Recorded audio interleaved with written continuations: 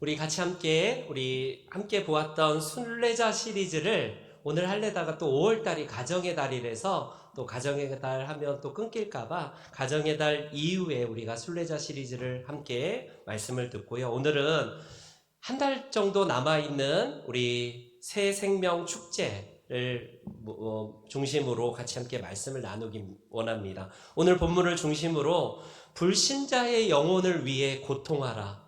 불신자의 영혼을 위해 고통하라 라는 제목을 가지고 함께 말씀의 은혜를 나누도록 하겠습니다. 여러분은 인생을 뭐라고 정의하고 살고 있으십니까? 인생. 어떤 분은 인생은 뭐다라는 나름의 정의를 가지고 살아가고 있어요.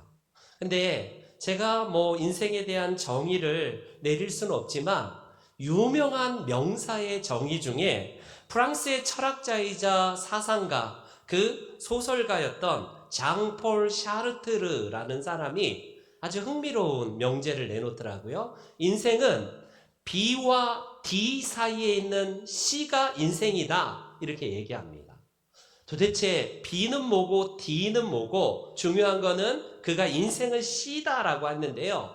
B는 birth, 바로 인생은 태어난 것과 D, death, 이 탄생과 죽음 사이에 있는 C다라고 해서요, 이 C를 그는 choice, 선택이라고 정의를 하고 있습니다. 아닌 게 아니라 정말 인생은 수없이 많은 선택의 갈림길에서 선택하는 게 맞는 것 같아요. 그래서 샤르트르는 인생은 선택이다, 선택이라고 단언을 합니다. 오늘 이 아침 우리 성도님들 마지막 꽃구경, 이번 놓치면 1년 후에 가야 되는데 언제 가겠냐? 꽃구경을 가는 선택도 해도 되지만 아니지, 오늘 예배를 통해서 주님을 만나야지 라고 하면서 이 선택을 하셨어요. 아주 귀한 선택이고 결정입니다. 우리는 오늘도 이 이후에 또 돌아가셔서 뭘 할까를 선택하면서 우리의 인생이 죽기까지 수없이 많은 선택의 갈림길에서 선택하면서 살아가는 것이 맞는 것 같습니다. 이 샤르트르의 정의에 따라서 여러분, 우리는 이 선택의 결정을 어떻게 하느냐에 따라서 인생의 본질이 달라지기 때문에 이 정의가 굉장히 좋은 것 같아요. 그렇다면 성경은 우리 인생을 뭐라고 정의할까? 우리의 삶을 뭐라고 정의하는지를 수없이 많은 우리 신앙의 선배들이 정의한 바가 있지만 몇 개만 한번 볼게요. 욥은 이렇게 정의를 합니다. 우리의 인생이 경주자래요. 얼마나 경주자가 사력을 다해서 빨리 달리는지 엄청나게 빨리 달리는 경주자라고 표현합니다. 그리고 배가 확 지나가는 배처럼, 그리고 날아 꽂는 독수리의 그 속도와 같이 우리 인생이 순식간에 빠르다는 것을 그는 고백합니다. 시편 기자인 시편은 이렇게 이야기를 해요. 잠깐 자는 것 같대요. 눈을 잠깐 감고 떴는데 어느덧 데스에 와닿아 있는 우리 자신을 발견하지 않나요? 아침에 돋는 풀이 허망하게도 금방 쇠하여지고 풀이 말라버리는 것을 보게 됩니다. 그만큼 우리 인생이 짧다라는 것이에요. 여러분, 야고보 사도는 이렇게 얘기합니다. 너희 인생이 무엇이냐? 잠깐 보이다가 아침에 순식간에 사라져버리는 안개 같은 게 우리의 인생이래요. 다 더덥고 짧은 인생을 말하는데 베드로 사도도 이렇게 얘기합니다. 우리의 인생을 풀과 같고 풀의 꽃과 같대요. 화무 11홍이라고 봄꽃이 얼마나 예뻐요. 그 빨갛고 노랗고 파란 그 꽃들도 10일을 못 간다고 하지 않나요? 찰나 순간이면 그 생명을 다하는 꽃과 같은 것이 우리의 인생이래요. 그 중에 여러분, 시편 기자 모세는 우리 인생에 얼마나 빠른지 이 정도로 표현합니다. 시편 90편에 보니까 우리의 연수가 70이고 강건해도 80이지만 자랑하는 게 수고와 슬픔뿐이고 걱정이고 늘 염려하다가 신속히 가버린대요. 그 정도 속도가 어느 속도냐면 순식간에 지나가는, 날아가는 것처럼 표현하고 있습니다. 여러분 어때요? 엊그제 20대였잖아요. 엊그제 10대, 꿈을 꿨던 그 10대, 20대 시절이 있었는데 어느덧 중년이 지나서 노년으로 날아가는 속도를 체감하고 있지 않나요? 한 영상을 한번 보겠습니다.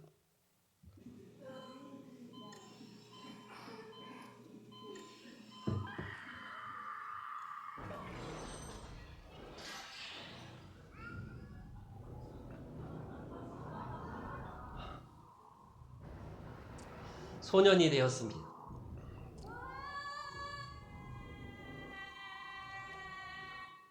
순식간에 청년이 되고요. 네.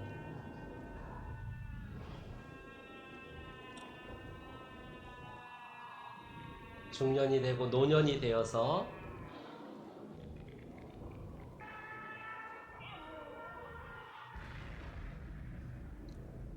저 문구를 보십시오. Life is short. 인생은 너무 짧다라는, 너무나 저게 뭘 표현합니까? 성경에서 말하는 우리의 인생이 순식간이래요. 탄생하자마자 어느덧 우리는 죽음의 문턱 앞에 와 있는 수없이 많은 사람들을 보면서도 교훈을 못 얻어요. 여러분, 저는 이 샤르트르가 B와 D 사이에 있는 C가, 즉 초이스, 선택이야말로 우리의 인생이라면 저는 그 C가 다른 C로 바꿔보고 싶어요. 우리의 인생, 생명이 주어지고 죽을 그 사이에 C, 그리스도를 만나지 않는다면 우리의 인생은 정말 불행합니다. 여러분, 우리의 인생에 B와 D 사이에 있는 이 C는 다른 것으로 대체할 수가 없어요. 바로 C, 크라이스트, 즉 우리의 그리스도가 되시는 예수 그리스도를 인생에서 만나지 않는다면 우리는 영원한 사망에서 벗어날 수 없다라는 겁니다. 오늘도 여러분들의 선택은 하나님의 은혜의 보좌 앞에 나오는 것을 선택했고 그 은혜를 사모하여서 이 자리에 나오지 않나요? 인생에는 얼마나 많은 선택들이 많습니까?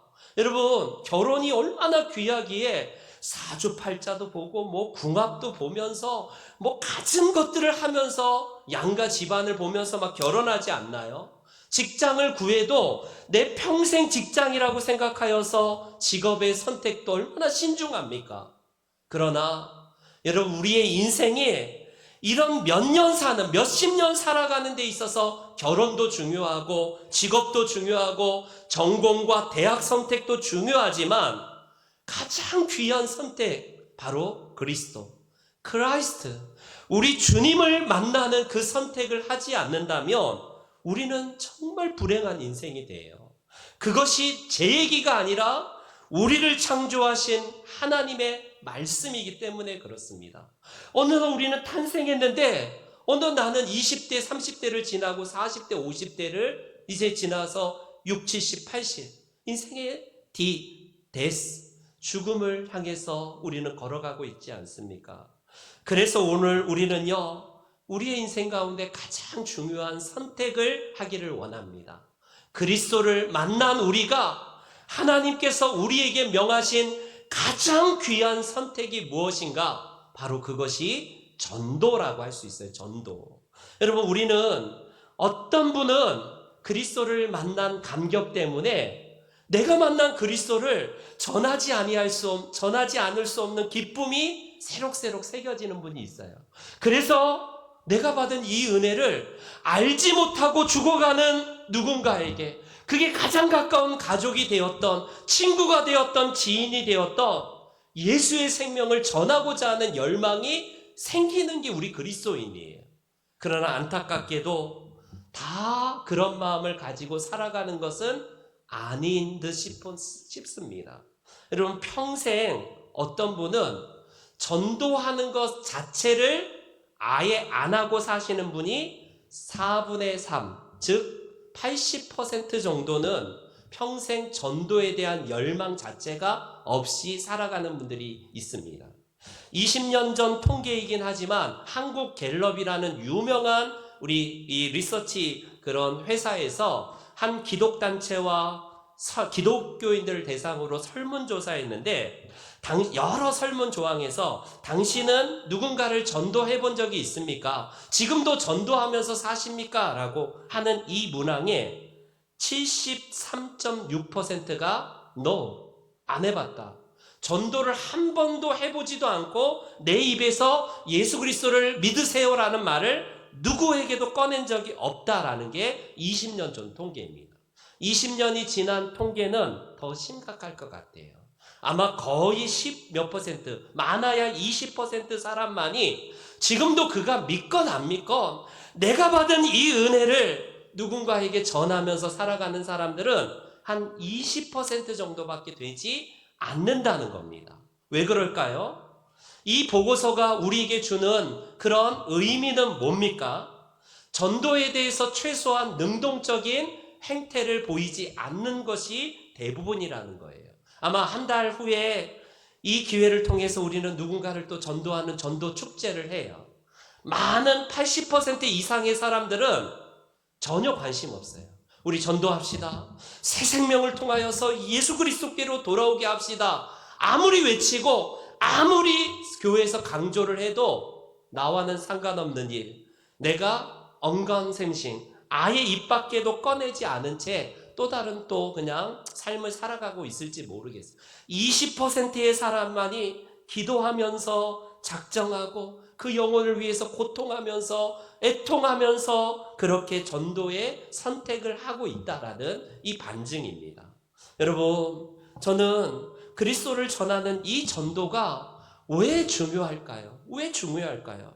바울 사도가 오늘 본문에 9절 하반절에서 이런 고백을 한 적이 있어요. 얼마나 장엄하고 비장한지 한번 읽어보겠습니다. 시작.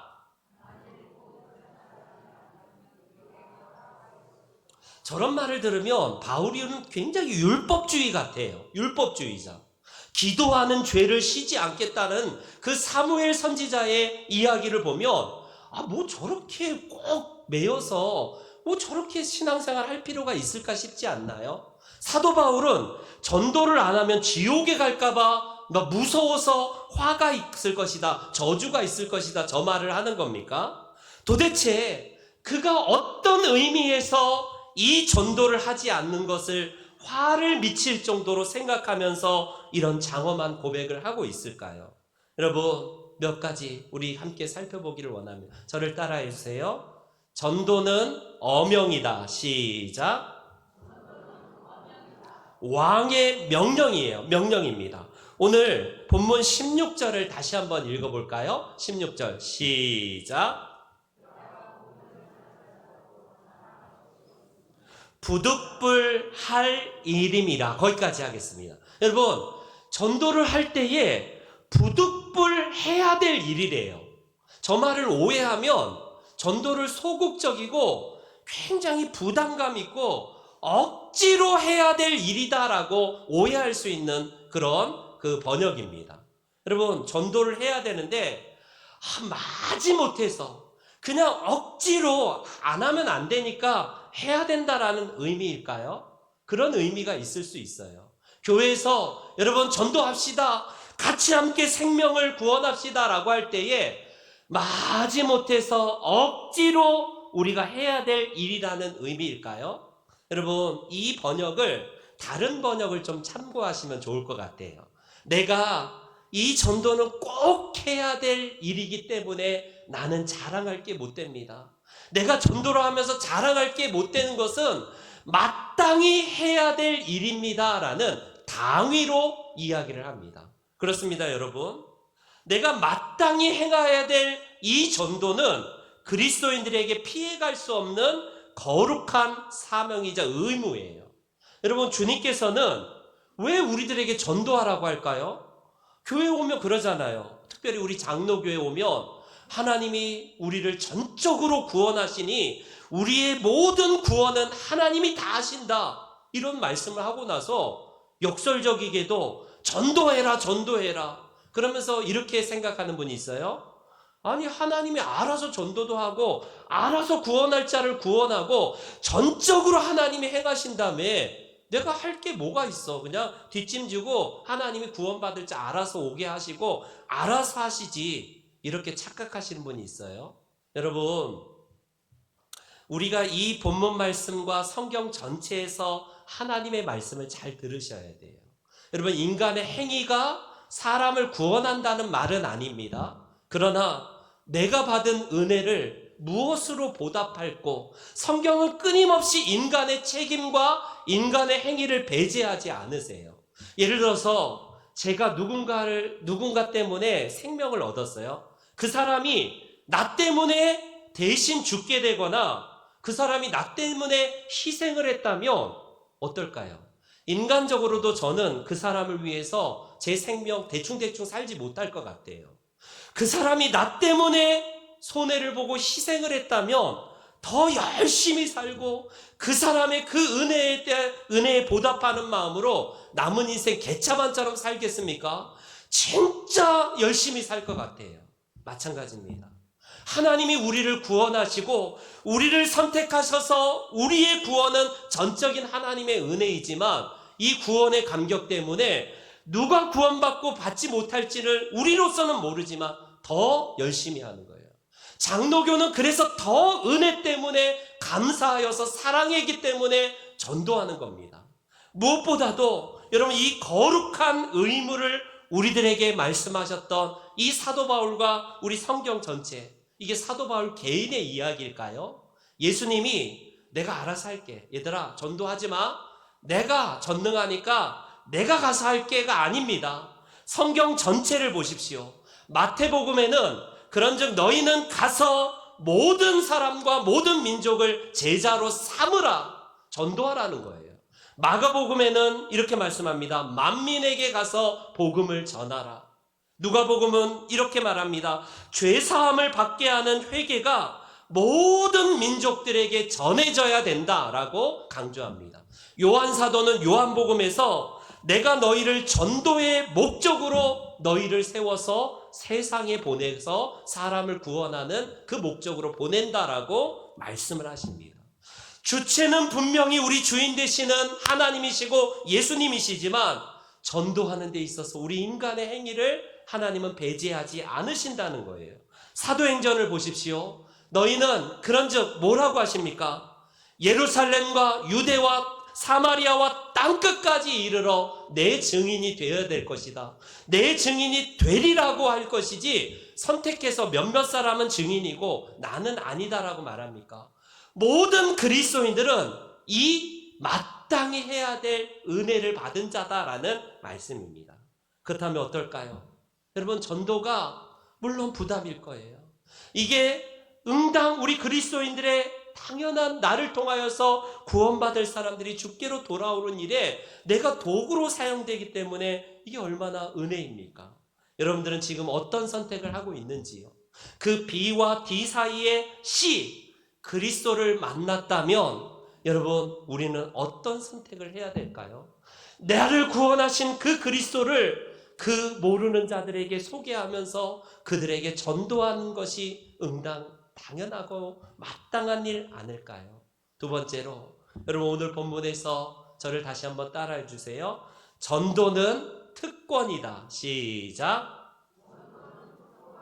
여러분 17절에 시작을 한번 보세요. 상반절에 보면 이런 말씀이 있어요. 같이 읽습니다. 시작. 상을 얻으려니와. 여러분, 사도 바울은 전도를 안 할 수 없는 숙명적이고 그런 그리스도인들의 거룩한 의무에서 부담감만 있는 게 아니었어요. 사도 바울의 이야기를 들어보세요. 부담감은 존재하지만 내가 이것을 자의로, 즉 자발적이고 기쁜 마음으로 하면 이 전도가 하나님께서 예비하신 상이 있을 것이다 라는 이 말씀을 합니다. 여기서 우리는 나중에 죽어서 가는 저 천국에서 얻을 상급, 물론 그것도 의미해요. 그러나 사도 바울이 말하는 본질적인 상급은 무엇일까요? 바로 18절 다음 절 말씀에서 그 상급에 대해서 이렇게 얘기합니다. 같이 시작. 무엇이냐? 내가 복음을 전할 때에 값없이 전하고 복음으로 말미암아 내게 있는 권리를 다 쓰지 아니하는 이것이다. 여러분, 그리스도인들이 안 할 자유도 있고 뭐 여러 가지 권리가 있어요. 그런데 내가 자발적으로 전도하면서 경험하는 그 십자가가 있을 겁니다. 내가 이거 한다고 사람들한테 전도할 때 좋은 소리 듣습니까? 아이고 수고하십니다. 저는 평생 지나가면서 요구르트는 받은 적이 있어요. 전도하신데 수고합니다라고 지나가면서. 근데 거의 99.9% 사람은 저런 쓸데없는 사람들, 저런 광신자들, 이런 눈초리예요. 그냥 뭐 하나 주면 그거 받는데 뭔가 맛듣지 않아 하는 그들의 모습을 보세요. 사도 바울은 그렇습니다. 이게 기쁨으로 감당하는 특권인데, 여러분, 때로는 십자가를 지는 역설적인 이런 우리들의 포기와 헌신과 수고가 있다라는 사실입니다. 여러분, 그러나 전도는 특권이기 때문에 사도 바울에게 있어서 억지로 하는 부담감이 아니라 더하여서 그는 전도하면서 하나님께 받은 은혜에 대한 사명, 감당할 수 있는 기쁨, 전도하면 할수록, 영혼이 주께로 돌아오면 돌아올수록 그 기쁨 때문에 자발적으로 그가 전도한다라고 말씀합니다. 어느 교회에서 10여 년 이상 그가 새 가족에서 은혜 받고 주님께 돌아오신 분이 있어요. 그런 그는 굉장히 열심히 교회에서 봉사하고 또 전도에도 열심히 하십니다. 권사님까지 되셨는데, 여러분, 그분이 비가 오나 눈이 오나 늘 수고하시면서 또 많은 이들을 전도를 하니까 그 교회는 전도왕 같은 시상도 없는데, 어느 날 목사님이 당회원들과 저 우리 권사님이 너무나 많이 수고하시고 많은 영혼들을 구원하셨는데 그래서 교회에서도 좀 사례를 좀 해야 되지 않느냐 해서 결정 끝에 당회가 200만 원 정도를 이제 넣어서 부부가 제주도 다녀오실 수 있도록 이렇게 시상을 합니다. 그런데 그것을 받았던 이 권사님이 목양실에 오시더니 정중하게 사양하면서, 목사님, 왜 내 상급을 왜 빼앗아 가려고 하십니까? 저는 물질의 보상을 바라고 그렇게 내가 봉사한 꼴이 되고 전도한 꼴이 되지 않습니까? 정중하게 사양하면서 저는 기쁨으로 이 일을 감당하는 것이고 구원에 대한 감사 때문에 이 일을 하는 거예요. 저는 하나님 나라에서 상급이 더 좋습니다. 라고 하면서 정중하게 그 200만 원을 거절하셨대요. 그럼 목사님이 얼마나 그 권사님의 순수한 믿음 때문에 감동되시고 또 부끄러웠는지 이 고백을 들어봤습니다. 여러분, 그렇습니다. 사도 바울의 고백이 그거예요. 우리가 전도할 때의 그 은혜, 십자가를 지는 포기할 것이 있지만 그 속에서 기쁨과 너무나 귀한 감사가 전도하는 자들에게 있을 겁니다. 지금도 한번 보세요. 내가 전도한 영혼이 주께로 돌아와서 마치 그 영혼이 점점 더 주 안에서 아름답게 성장하고 성숙하는 모습을 보는 기쁨을 아십니까? 아기 엄마들은 다 아실 거예요. 아이를 낳고 뱃속에 있다가 해산하여서 그 아이가 커가는 모습을 볼 때의 엄마의 기쁨, 그 가족의 기쁨이 있는 것처럼 전도해본 사람은 내가 정말 눈물 뿌려서 전도한 영혼이 주께로 돌아왔을 때에 얼마나 기쁨이고 이게 특권이고 감사인지를 깨닫는 겁니다. 사도 바울은 지금 그거를 이야기를 해요. 여러분, 전도는 무거운 십자가가 아니라 사도 바울은 그 부담감뿐만이 아니라 자발적인 기쁨, 너무나 그리스도인들에게 전도는 특권이라는 사실을 말씀합니다. 마지막으로 세 번째, 저를 따라해 주세요. 전도는 사명이다. 다시 크게 합니다. 전도는 사명이다. 아멘. 우리 17절 말씀 한 번 더 볼까요? 17절 말씀 시작.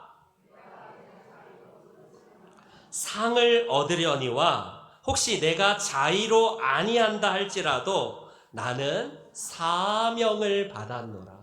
여러분, 바울이라도 늘 1년 365일 전도하면서 기쁜 게 아니었던지 싶어요. 자의로 행할 때도 많지만 때로는 자원하는 마음이 안 들 때에도 그는 이 전도가 내가 사명을 받았다라고 말을 합니다. 여기서의 사명은 헬라어로 오이코노미안이라는 헬라어를 쓰는데, 이 헬라어의 원래 의미는 뭐냐면 집주인이 집사에게 충성되이 여겨서 모든 열쇠와 창고와 모든 집안일을 다 맡기는, 그것이 바로 오늘 본문에 나오는 사명입니다. 하나님이 보실 때에 바울 사도에게, 바울아, 네가 정말 듬직하단다, 네가 나를 위해서 영혼을 구원할 그 사명이 있는 것 같아서 내가 너를 신임해 라고 하면서 대신임을 하시면서 특권을 맡겨주신 게, 이게 바로 특별한 과업을 맡겨주신 게 전도라고 할 수 있습니다. 그렇습니다. 전도의 과업은 여러분, 하나님이 능력 있어서 직접 하실 수 있어요. 야, 니네들 하지마, 내가 할게. 하나님은 전능하시지만 우리를 로봇으로 창조하지 않으세요. 우리를 그냥 프로그래머된 인형으로, 컴퓨터로 창조하지 않으셨습니다. 놀랍게도 그 가운데 우리를, 이 전도하는 일에 우리를 사용하시는데 천사에게도 맡기지 않습니다. 천사에게 명하셔서, 천사야, 오늘 인천에서 몇 명 구원해. 하나님은 능력이 있으셔서 그렇게 하실 수 있지만 그렇게 안 하셔요.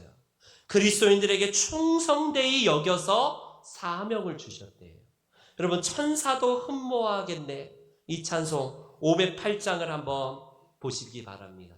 주 내게 부탁하신 일, 뭐라고요? 천사도 흠모하겠네. 화목해 하라신 구주의 말씀을 온 세상 널리 전하세. 천사야, 너 전도해. 하나님은 한 번도 그런 명령하지 않으셨어요. 그러나 우리 그리스도인들에게 내가 충성되이 사명을 받았다라는 것이 우리 주님의 명령입니다. 여러분, 이 찬송가의 작시자가 누군지 알아요? 일라이저 테일러 캐슬이라는 한 의사입니다. 의사 부부가 서로 작시하고, 아내가 그 작시한 거를 가지고 작곡한 곡이 오늘 우리 이곳에 찬송가에 수록되어 있는데, 여러분, 저 테일러 캐슬이라는 의사는 명성이 자자하고 굉장히 신실한 그리스도인이에요. 그런 그가 60세 때까지 의사로서 수없이 많은 사람들에게 전도하면서 늘 진찰하면서 복음을 증거했던 사람이에요. 그런 그가 늘 진찰하면서 저는 몸을 고치고 몸을 보지만 하나님은 영혼을 고치십니다, 늘 전도하시는 삶을 살아가요. 그런 그가 60 너머에 불타는 열망을 주체하지 못하고 그는 의사를 내려놓고 신학교로 들어가서 결국 목회자가 됩니다. 그래서 풀타임으로 주님을 위해서 전적으로 헌신하겠다라고 하면서 그의 인생 하나님께 드리게 되는데, 그가 부임했던 첫 번째 교회에 부임하자마자 얼마 되지 않아서 사모님이 소천했어요. 교통사고로 즉사하게 됩니다. 얼마나 충격적인지. 그래서 위로하러 장례식에 온 사람이, 목사님, 차라리 목사가 되지 않았다면, 계속 의사로 있었다면 사모님 돌아가지 않으셨을 텐데 목사 된 거 후회하지 않느냐라고 할 때에 눈물을 흘리면서, 아니요, 내 아내는 이 찬송가를 작사할 때에, 내가 작사할 때 작곡하면서 이렇게 말했다오. 나그네 인생길에 행복한 전도자의 곁에 머물러서 너무나 행복해요. 내가 혹시 먼저 하나님의 부르심을 받는다면, 여보, 나는 하늘에서 당신의 영원한 응원자가 되어서 전도자의 복음의 이 증인이 될 것이요 라고 이렇게 이야기했다라는 증언을 합니다. 여러분, 그렇습니다. 그러면서 그 장례식에서 함께 부부가 작사 작곡한 우리가 지금은 나그네 되어서 이 찬송을 불러서 더 감동적이고 더 정말 아름다운 장례식이 되었습니다. 여러분, 영혼을 생각하면 눈물이 나옵니까? 영혼을 사랑하기 때문에 고통스러워야 돼요. 그것이 다른 제3자가 아니라 우리의 가족의 이야기라면 더 고통스러워야 되죠. 더 하나님 앞에 탄식하면서 눈물을 흘려야 되지 않겠습니까? 사도 바울은 여러분 이 고린도서 오늘 본문을 통해 보면 고린도후서에서 이런 말을 합니다. 뭐라고 해요? 같이 함께 시작. 많은 눈물로 너희에게 썼노니. 여러분 노사도 바울이 이 고린도 교회를 향해서 눈물을 흘렸대요. 로마에 있는 교회를 향해서는 뭐라고까지 표현하냐면 내 동족 이스라엘 백성들이 주께로 돌아오지 않는 것 때문에 탄식하면서 눈물을 흘리는 내용도 있습니다. 여러분 눈물을 흘립니까? 영혼을 위해서 눈물을 흘려요?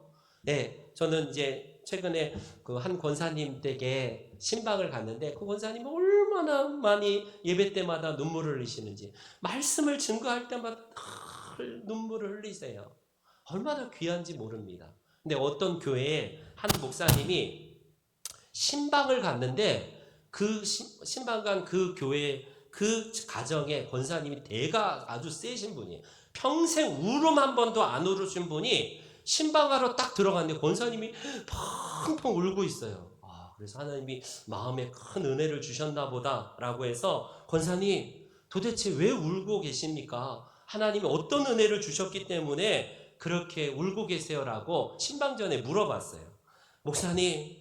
목사님이 오시기 전에 보았던 그 폭삭 속았수다가 얼마나 슬픈지 울고 있어요. 이렇게 얘기합니다. 아이고 내가 착각했구나.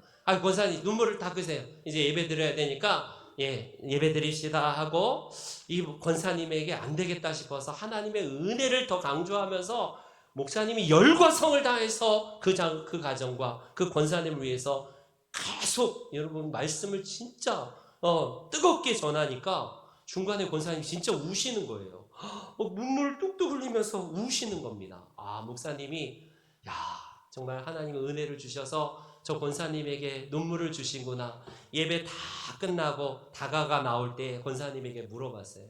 권사님, 하나님이 이제는 권사님 큰 은혜 주셨나 보네요. 도대체 왜 눈물을 흘리시는 이유가 뭡니까? 라고 물어보니까 목사님 예배 드릴 때마다 내가 생각나는 그 관식이가 아들 잃어버린 것 때문에 얼마나 슬픈지 그게 생각나서 지금 울고 있다라고 그렇게 얘기합니다. 여러분 쓸데없는 눈물을 흘리지 마세요. 영혼을 위해서 눈물 한 방울 안 흘리면서 구원을 하겠습니까? 우리가 사도 바울처럼요 바로 이것을 배워야 돼요. 사랑하는 우리 성도 여러분 한 분 한 분이 하찮은 것 때문에 감정 때문에 우는 눈물이 아니라 영혼을 생각하면 울 수밖에 없는 고통스러울 수밖에 없는 이것 때문에 우시기를 축복합니다. 전도는 하나님께서 우리에게 내리신 어명이고 하나님께서 우리에게 주신 특권이고 하나님께서 우리에게 주신 사명이라는 사실 꼭 기억하셔서 우리가 우리의 눈물을 받으시고 우리의 고통을 아시는 하나님께서 나를 통해서 전도하는 그 열매가 주렁주렁 맺으시는 그 아름다운 선택, B와 D 사이에 있는 이 초이스, 그리스도를 먼저 내가 만났기에 그리스도를 알지 못하는 우리의 주변 사람들에게 이 귀한 예수 그리스도를 증거하는 전도의 선택을 하시는 성도님들 되시기를 주의 이름으로 축원합니다. 아멘. 다 같이 일어나셔서 우리 그날 같이 함께 찬송 드리겠습니다. 그날 찬송 드립니다.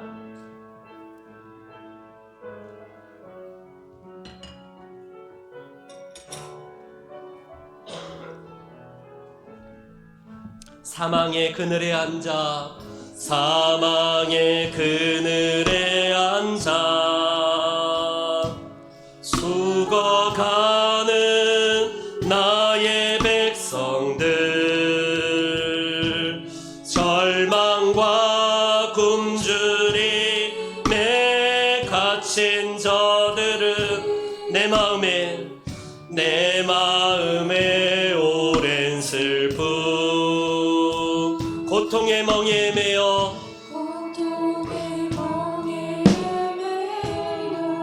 울고 있는 나의 자녀들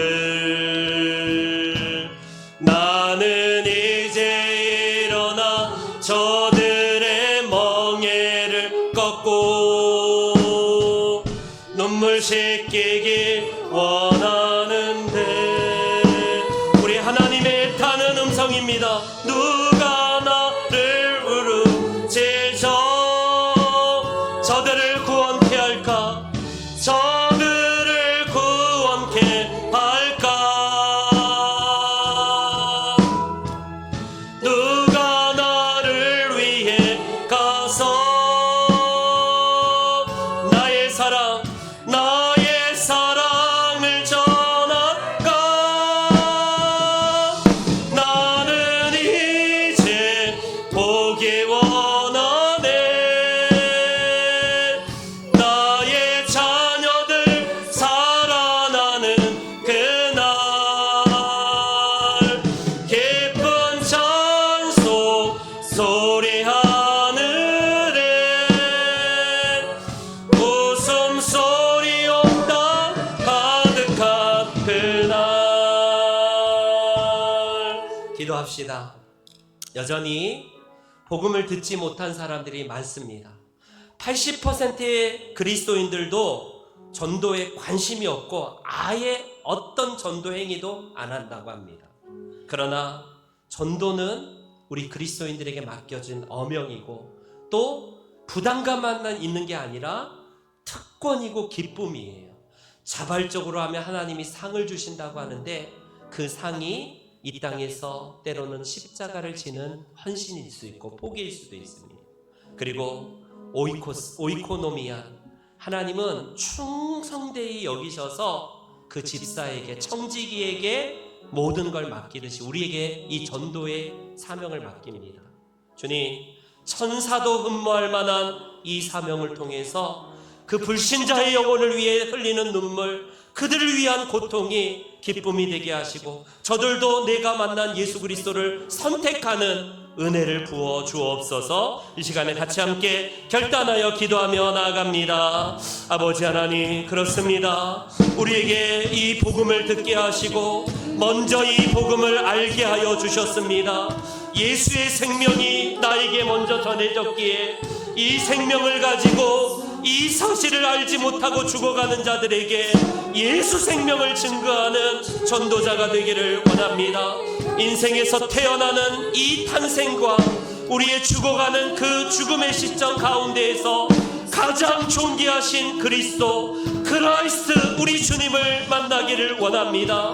우리를 먼저 만나 주셨듯이 내가 만난 예수 그리스도를 우리 주변의 가족과 이웃과 지인과 친구에게 증거하는 전도자가 되게 도와주옵소서. 천사에게 주어지지 아니하고 어떤 영적 존재에게 주어지지 아니하는 우리에게 하나님이 충성되이 여겨 이 사명을 주셨습니다. 하나님 주님의 말씀 따라서 기쁨으로 감당할 수 있는 은혜 베풀어 주옵소서.